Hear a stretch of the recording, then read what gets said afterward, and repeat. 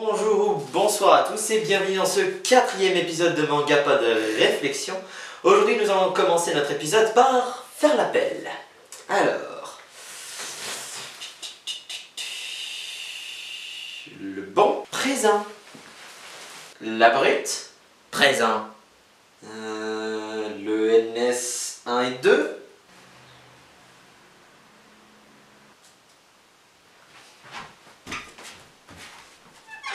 Eh bien on est au complet. Très bien, et bien on va commencer l'épisode. Allez, jingle.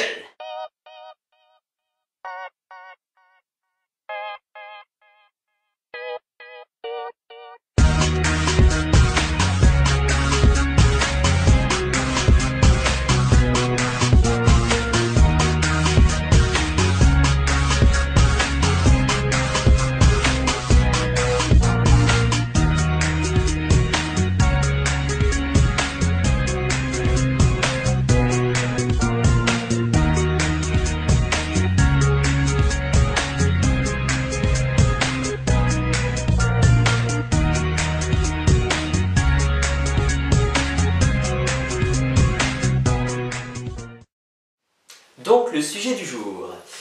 Une histoire avec plusieurs personnages principaux ou une histoire avec un seul personnage central. Dans les mangas comme Que sa volonté soit faite, où l'attention est retournée principalement sur Kema, on a malgré tout quand même un duo de personnages. Mais l'attention est vraiment centrée sur Kema. C'est une histoire à un seul personnage. Mais dans le cas de To Love Ru, les personnages sont déjà nombreux. Si on compte déjà Lala, Haruna, Rito, qui sont les 3 personnages centraux de l'histoire, ça fait déjà un trio qui est déjà supérieur à un simple personnage qui est mis en avant.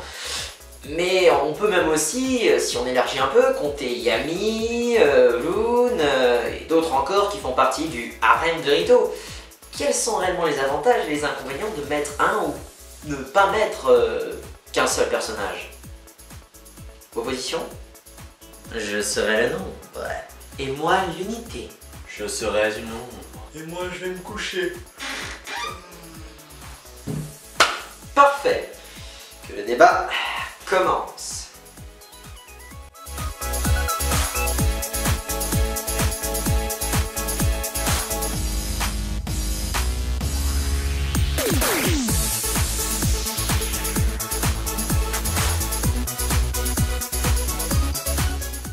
Dans un manga, comme dans une histoire en général, il y a toujours eu un protagoniste et un antagoniste. C'est un procédé récurrent et cela permet au lecteur de ne pas se perdre avec tous les noms à retenir.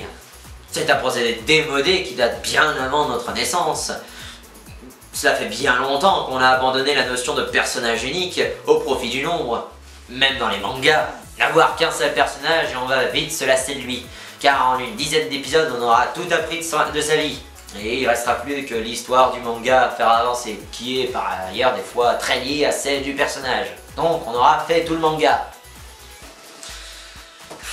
Une méthode binaire des dinosaures, oui. La diversité des personnages permet la multiplicité des interactions. Et en plus, cela permet aussi de s'identifier avec un ou plusieurs personnages. Alors que s'il n'y en a qu'un seul, ou tu es identifié, ou tu l'es pas. Après, c'est comme ça que tu ne peux pas apprécier un manga, juste parce que tu n'arrives pas à trouver de points communs avec le héros. C'est très con, hein. Mais la multiplicité des interactions peut avoir des grands effets néfastes assez reconnus. Le temps de parole et la présence dans une série, manga ou histoire. On retrouvera ce problème dans To Love Ru avec le fait que l'on a de nombreux personnages et pas assez de temps de parole pour tous. Ce qui fait qu'on va devoir se concentrer sur un seul personnage, même des fois secondaire pour le mettre en avant, et délaisser même le profil du personnage principal. Ce qui n'est pas un peu vraiment le but du manga en soi. C'est du favoritisme et cela même délaisse le personnage principal au profit de personnages qui sont peut-être moins importants. C'est pour ça que je suis pour l'égalité entre les personnages. C'est pour cela qu'on a des saisons plus longues, quoique maintenant on a tendance soit à faire plus de saisons, et on a ainsi beaucoup plus d'informations qui nous sont données à côté. Ce qui n'est que bénéfique pour l'otaku, car il peut continuer d'apprécier sa série avec les nombreux épisodes qui lui sont proposés et les nombreuses saisons qui lui sont fournies, tout en continuant d'apprécier les personnages avec passion. Mais cela peut rallonger une série qui aurait pu se terminer bien plus rapidement. La multiplicité des personnages et donc l'attention qui est apportée à chacun d'entre eux peut nuire à la globalité du manga, à la cohérence, et donc, par définition, nuire aussi à l'otaku. Objection. La multiplicité des personnages peut avoir ses inconvénients comme ses avantages. Un trop grand nombre de personnages peut nuire au manga dans sa forme ou sa complexité. Mais pas assez, il peut tomber dans la lassitude de la répétition et ou de l'impossibilité de s'identifier avec le personnage par manque de points communs avec ce dernier. Je pense que l'on peut conclure là-dessus. Qu'en pensez-vous? En quoi tu te permets d'interrompre notre débat? Tu veux que je te ravale la façade et l'arrière?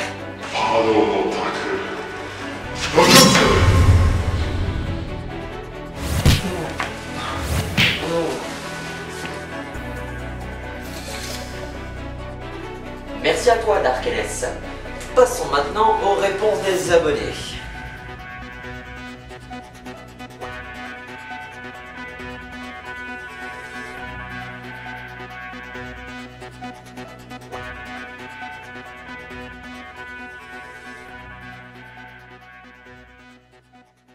Donc, pour l'instant, toujours pas réellement d'interaction avec les abonnés. Je sais qu'ils sont là, mais qu'ils ne me regardent pas. Bon, c'est pas grave. Mais j'ai toujours les réponses que vous m'avez envoyées il y a très longtemps, alors je vais continuer à les utiliser, en sachant que je vais commencer à avoir un petit peu du mal. C'est pas grave, vous en faites pas, j'ai tout prévu. Alors, les stias. Dans un manga, je trouve que les diverses interactions qui peuvent exister au sein d'un groupe sont plutôt importantes. Pour cette raison, je préfère qu'il y ait plusieurs personnages principaux. En plus, s'il n'y en a qu'un, l'histoire peut vite tourner en « il est le plus fort et c'est tout ». Un petit groupe me semble donc plus intéressant. Pourquoi petit? Car un gros groupe sera plus compliqué à mémoriser. Certains personnages risquent de rester à l'abandon parfois pour le plus grand malheur des fans. Exactement, comme l'ont fait remarquer Le Bon et la Brute, le temps de parole risque certainement de pas réellement bien pouvoir se distribuer comme il faut, ce qui fait que bon bah, on va certainement louper des personnages. Ouais. Ou alors la série va même carrément supprimer des personnages, parce qu'il n'y a pas de temps de parole pour eux. Zut de patate, tout dépend comment l'histoire est faite. Dans une histoire d'amour, c'est mieux d'avoir deux personnages principaux. S'il faut une équipe, c'est mieux qu'il y en ait plusieurs. Mais le plus simple est quand même d'avoir un ou deux personnages principaux. Parce que quand il y en a trop, et surtout si l'histoire dure longtemps, on peut avoir du mal à s'y retrouver parmi tous les personnages. Ah ouais, après ça ressemble réellement à un Game of Thrones, avec ces milliers de personnages qu'on n'arrive pas à situer, et qu'on se perd facilement. Ah, Game of Thrones. Véritable plaisir. Je fais pas la pub, attention. Juste mon avis personnel. Malronce. Je dirais un manga avec plusieurs personnages principaux car tu en trouves toujours un qui te correspond et que tu aimeras plus que les autres. Avec un personnage comme ça, il est plus simple de lire le manga. C'est comme l'avait précisé Le Bon et la Brute, on arrive mieux à s'identifier à un personnage quand il y en a un plus grand nombre que si on n'a qu'un seul personnage principal et après, si le manga ne nous plaît pas, si le personnage ne nous plaît pas, c'est sûr qu'il est difficile d'approcher au manga. Oui, c'est vrai. Destroyer. Ce genre de question n'est pas si importante que ça quand on y réfléchit. Really?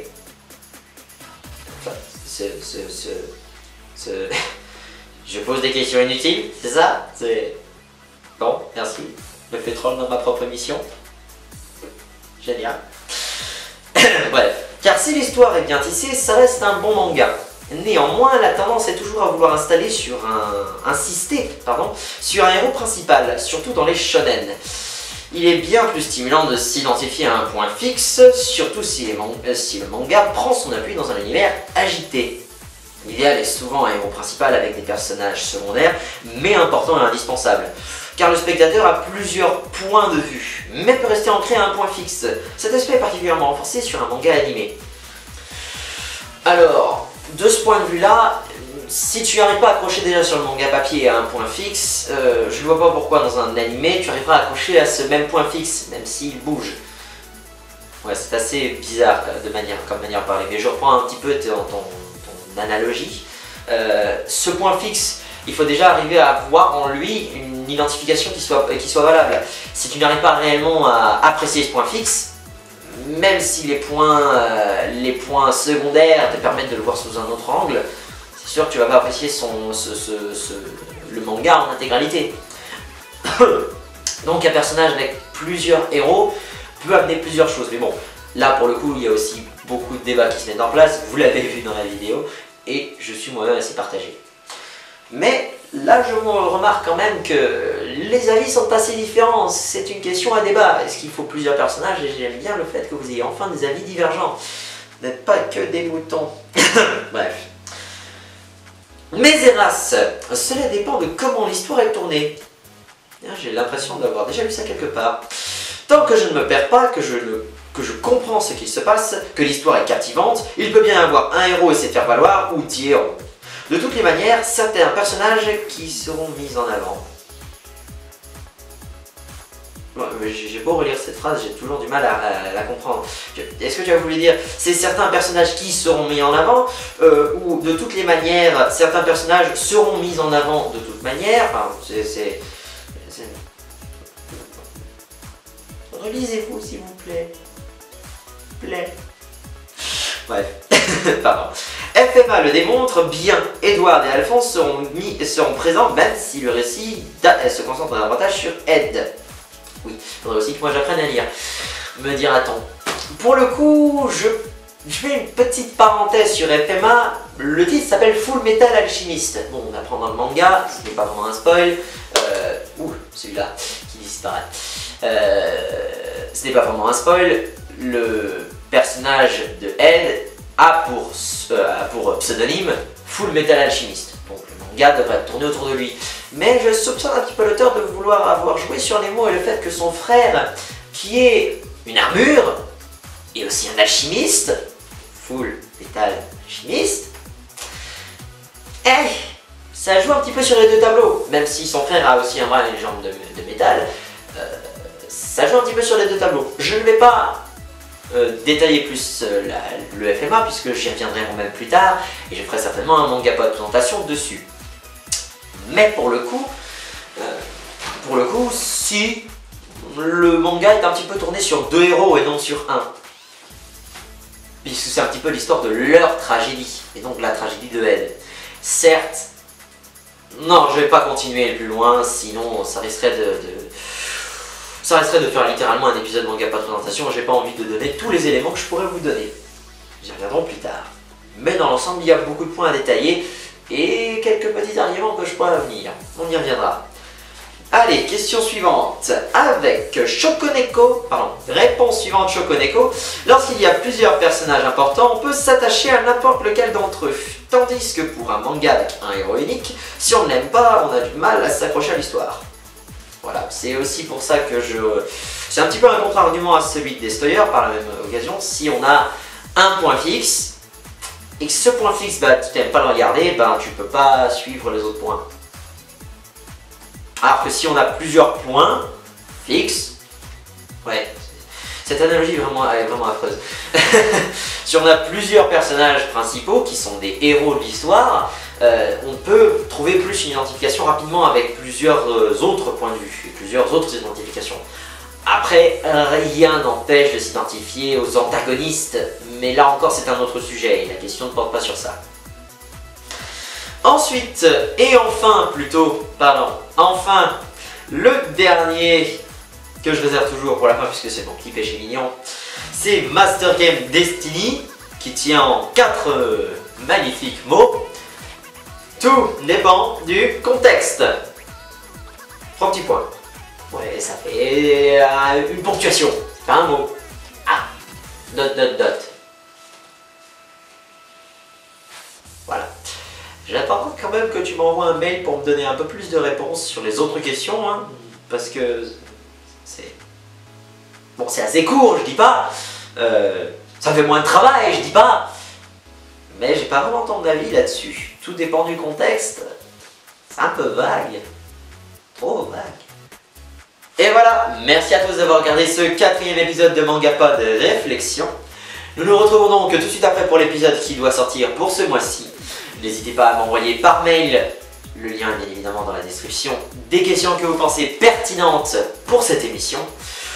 N'hésitez pas à laisser commentaires, pouce bleu, à vous abonner à la chaîne et aussi à rejoindre la page Facebook et Twitter. Et bien évidemment à partager la vidéo. Merci à tous et à bientôt.